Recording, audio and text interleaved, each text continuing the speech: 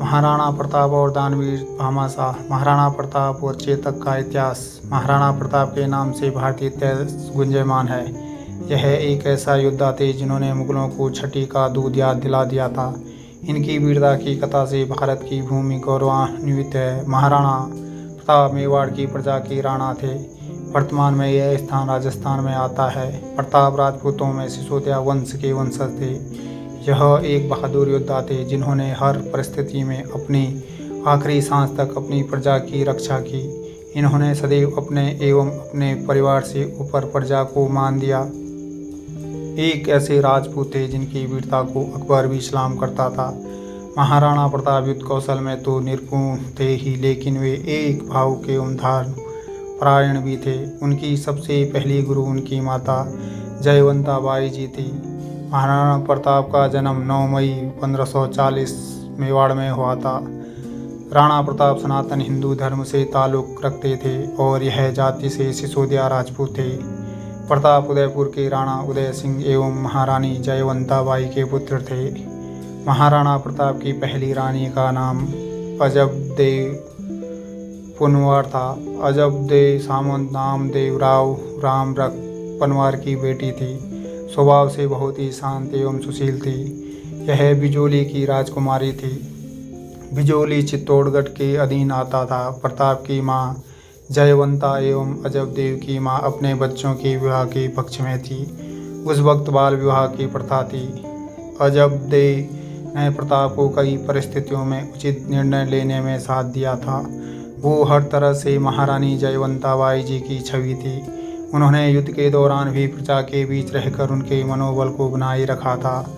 अजबदेव प्रताप की पहली पत्नी थी। इसके अलावा उनकी 11 पत्नियां और भी थी। प्रताप के कुल 17 पुत्र एवं 5 पुत्रियां थीं, जिनमें अमर सिंह सबसे बड़े थे। वे अजबदेव के पुत्र थे। महाराणा प्रताप के साथ अमर सिंह ने शासन संभाला। महाराणा प्रताप और चेतक का अनूठा संबंध।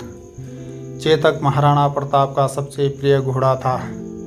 चेतक में संवेदनशीलता, वफादारी और बहादुरी कूट कूट कर भरी हुई थी।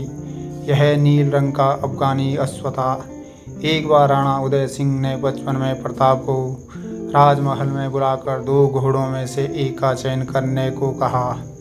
एक घोड़ा सफ़ेद था और दूसरा नीला। जैसे ही प्रताप ने कुछ कहा, उसके पहले ही उनके भाई शक्ति सिंह ने उदय सिंह से कहा उसे भी घोड़ा चाहिए। शक्ति सिंह शुरू से अपने भाई से घृणा करते थे। प्रताप को नील अफगानी घोड़ा पसंद था, लेकिन वो सफ़ेद घोड़े की तरफ बढ़ते हैं और उनकी तारीफों के पुल बांधते जाते हैं। उन्हें बढ़ता देख शक्ति सिंह तेजी से सफ़ेद घोड़े की तरफ जाकर उसकी सवारी कर लेते हैं। उनकी शीघ्रता देख राणा उदय सिंह शक्ति सिंह को सफ़ेद घोड़ा दे देते हैं और नीला घोड़ा प्रताप को मिल जाता है। इसी नीले घोड़े का नाम चेतक था, जिसे पाकर प्रताप बहुत खुश हुए थे। प्रताप की कई वीरता की कहानियों में चेतक का अपना स्थान है। चेतक की फुर्ती के कारण ही प्रताप ने कई युद्धों को सहजता से जीता। प्रताप अपनी चेतक से पुत्र की भांति प्रेम करते थे। हल्दी घाटी के युद्ध में चेतक घायल हो जाता है। उसी समय बीच में एक बड़ी नदी आ जाती है, जिसके लिए चेतक को लगभग 21 फीट की चौड़ाई को फलांग पड़ता है। चेतक प्रताप की रक्षा के लिए उस दूरी को फलांग कर तय करता है, लेकिन घायल होने के कारण कुछ दूरी के बाद अपने प्राण त्याग देता है। 21 जून 1576 को चेतक प्रताप से विदा ले लेता है। उसके बाद आजीवन प्रताप के मन में चेतक के लिए एक चीज सी रह जाती है।